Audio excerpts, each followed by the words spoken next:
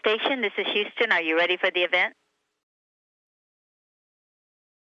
We are ready for the event. It's in the way. JSCPAO, this is Houston. Please call station for a voice check. Station, this is JSCPAO. How do you hear me? Hello, we hear you loud and clear.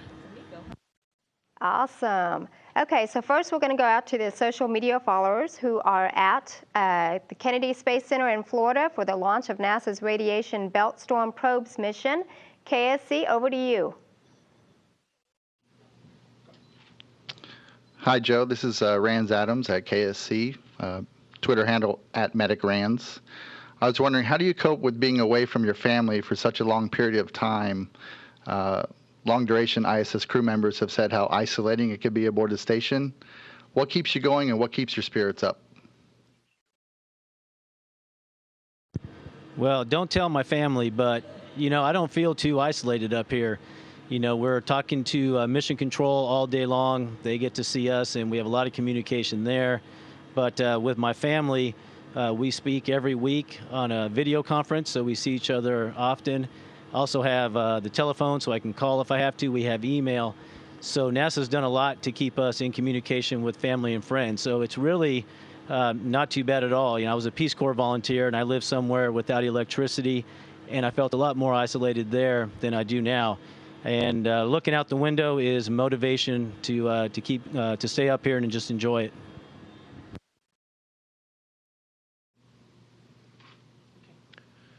This is Dave Higgins, at Dave Higgins1, Twitter handle. This question's for Suni. Are night launches visible from the ISS? And will the ISS be in a position to look for the Friday launch of the Radiation Belt Storms Probe? Well, launches are visible, but you have to be at the right place at the right time because, you know, we're going pretty fast to 17,500 miles an hour or so, and so we zip past places pretty quickly. We actually tried to look when Progress was launching out of Baikonur, and we saw the launch platform, but we didn't get to see a launch. Not exactly sure where we're going to be on Friday at that particular time, but if we're anywhere near Florida at night, we'll be keeping our eyes open because nighttime viewing from this space station, from the cupola, is just incredible, and you can really make out all sorts of cities and areas. So I'm sure if there's xenon lights lighting up the launch pad at the Cape, and we're anywhere nearby, we'll be able to see it. Buenas tardes, Joe. Pedro Vázquez de Kennedy Space Center, at Delicious Blur on Twitter. Joe, ¿qué clase de platos preparaba su mamá para usted cuando era un niño? Y estoy curioso si ha obtenido algún plato similar en la órbita. Adelante, Boricua. Well, muchísimas gracias. Por supuesto, la comida favorita es la comida puertorriqueña, arroz con pollo, el pollo guisado con tostones, y en la Navidad los pasteles, pero también mi mamá cocinó la comida americana y mexicana, pero sí, yo quiero regresar y comer esa comida otra vez. Y aquí tenemos como un pollo que se llama pollo fiesta, chicken fiesta, y es delicioso con una tortilla. Hi, this is Evie Marome, Space Girl Evie with a U. My question is for Suni, and I would like to know how much radiation does the ISS crew receive during an average 6-month period mission compared to that same amount of time on Earth? And what kind of protection do you have in the event of a solar storm or flare? I don't know all the exact numbers, but you know, a fact that's thrown out there is it's about like 10 times the amount that we get on Earth per day. So it's a pretty high amount of radiation that we get while we're up here. However, we've got radiation covering around the space station. We wear dosimeters all the time. In fact, we have them for when we go out on spacewalks as well to see if we get any additional radiation through the spacesuit. And so it's monitored pretty well. All of the modules in the space station also have radiation monitors, and that information gets sent back down to the ground, and also our dosimeters when we come back home, and so they can get a good idea of exactly how much radiation we get. And yeah, we do get warnings if there is some type of solar activity or high radiation event. And if that's the case, then we'll go to a part of the station that's a little bit more sheltered and stuff to prevent us from getting too much radiation. Hi, this is Rena Warren, Rena W on Twitter. This question is for Joe. There are so many NASA-developed technologies that we use in everyday life. What, if anything, is in use on Earth that came from an experiment on the ISS or technology developed for the ISS? And in the end, what do you think will be the biggest benefit to mankind from the ISS program?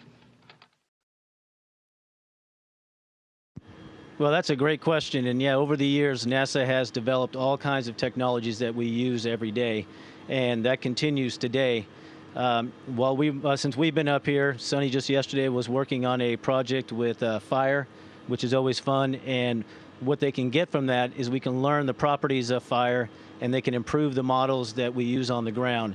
So there's a lot that's happening, working with fluids and how they move in different types of tanks.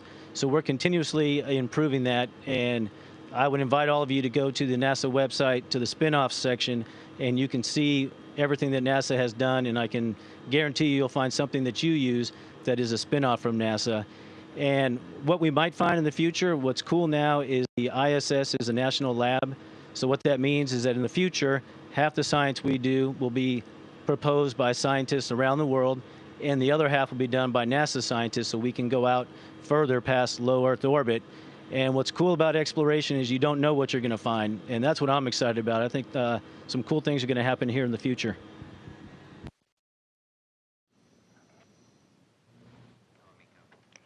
Thank you, Joe and Sonny. Now we're going to go to social media followers who are on our phone bridge. They're calling from all over the world. So callers on the phone, will you please state your name and also where you're calling from? Let's go with number one, Laura.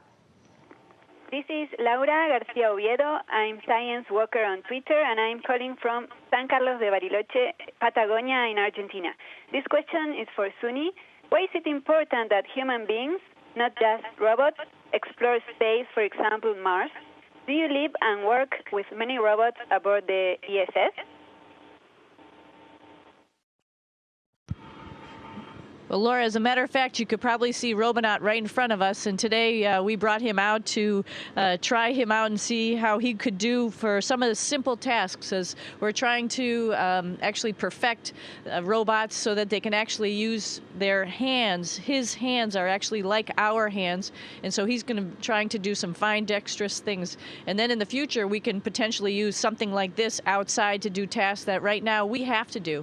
So yeah, humans have to be in space at this moment in time to do stuff like spacewalks and do some of the fine manipulation stuff if we're going to change boxes or electronics equipment outside. And speaking of exploration, think about the rovers that are on Mars. That's just incredible that Curiosity is there and doing its thing. But if it runs across something that maybe we hadn't planned, it's going to mean people back on Earth are going to have to sit down, think about all the pros and cons to make a decision. Now, if there was a human there on Mars, they could use their best judgment, engineering judgment, scientific judgment, medical judgment to make that decision pretty quick, and things could happen a lot more rapid. So I think humans are definitely needed for further of exploration and to find things that we didn't even expect. Machines usually do things that we expect. It's more the human being that's curious and to find the next thing that we need to explore. My name is Gloria Lloyd. I'm also Gloria Lloyd on Twitter, and I'm calling from Raleigh, North Carolina. My question is for Joe. And other than your family, what is the thing that you miss most from Earth? And what are you most looking forward to when you return?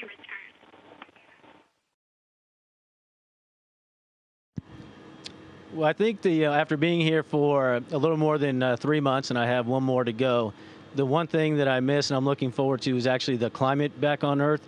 you know, we live in this fairly sterile environment, which is very comfortable if you live in Houston this time of year.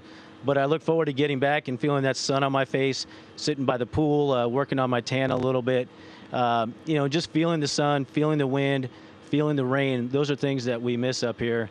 And I don't know, maybe a barbecue bacon cheeseburger with a vanilla shake would be good. Hi, this is Lindsay Newton calling from Liverpool in England, and my question is for Sunny.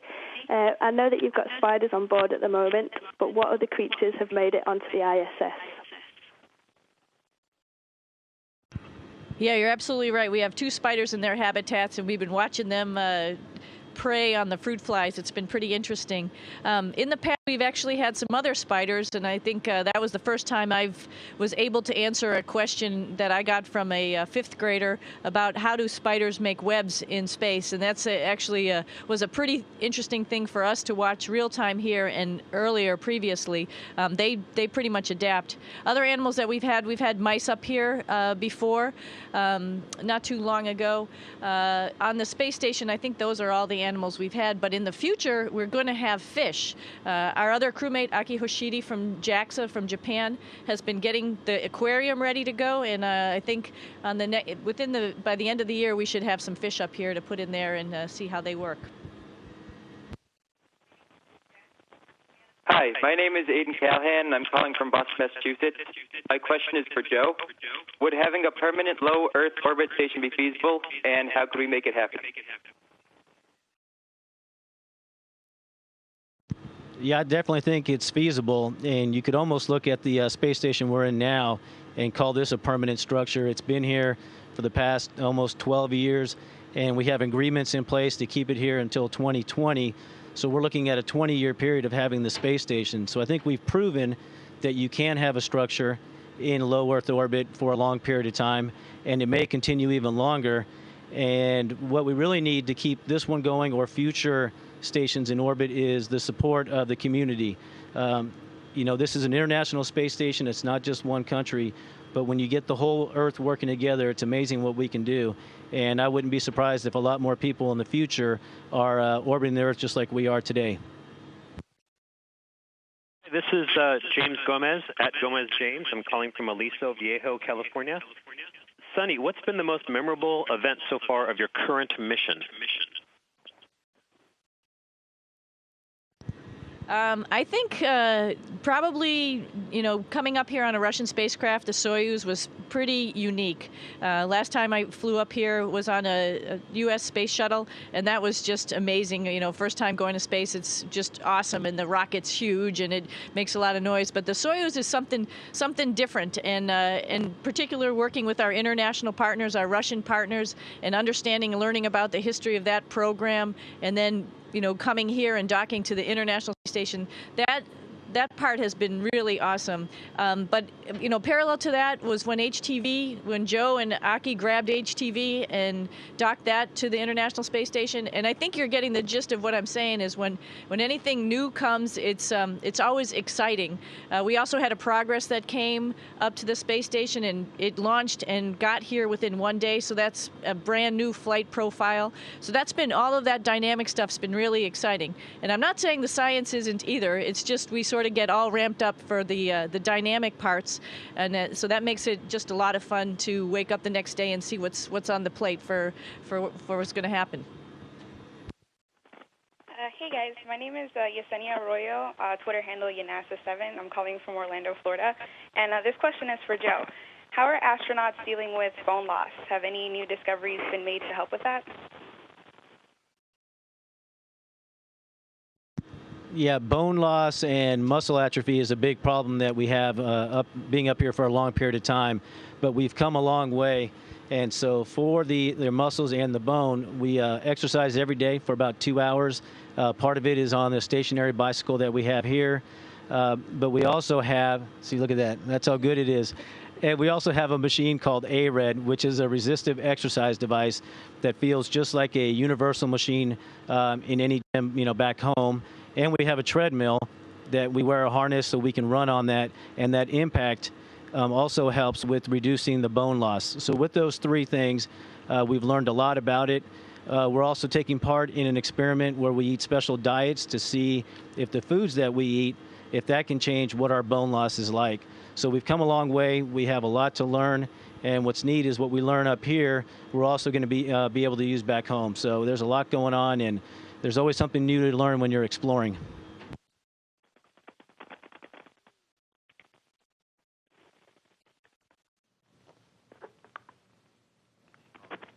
Next caller, Holly. Yes, my name is Holly Smar, and I'm calling from Lockport, New York. And my question is, may you both briefly share your thoughts on what the Mars Curiosity landing means to you? Sure, that was a pretty exciting day up here. We actually got up a little bit early because it was about 5:30 our time, GMT, to see what happened, and we were anxiously watching NASA TV through our radio links here to find out what happened. And I just think it was amazing. I think the whole public probably knows about the landing profile and how its entry profile, and it's pretty amazing. You know, brand new technology, really creative ideas. You know, a great group of people out at JPL. You know, that's what's going to take us into the future and get us out of low Earth orbit. So, to me, I think it's the next step. It was really awesome.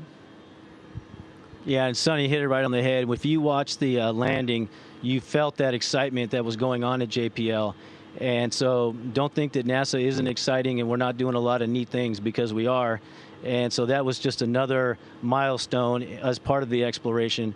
And so I think when you have projects like that and then eventually having astronauts go to Mars, some really neat things are going to happen. Hi, this is Amurabi Sevilla from Villahermosa, Mexico. My question is for Joe. How is breathable oxygen generated aboard the station? So basically the oxygen that we're generating, we have two systems, one on the U.S. side of it and the other one on the Russian segment. And they both work the same, where we're splitting water, and from that you have hydrogen and oxygen. We also have visiting vehicles that will come up and they can bring us oxygen, and so we will also take it from those tanks. And in case we had some kind of a situation where we couldn't make our own, we have a couple of devices that we can go through a chemical reaction and produce oxygen. So we're in good shape, and with the way that we can recycle water now, it's almost as if we have an endless supply that we can generate. Hi, SUNY. My name is Andres Almeida. My Twitter name is Andres David. I'm calling from Washington, D.C. What other sorts of experiments would be conducted aboard the space station?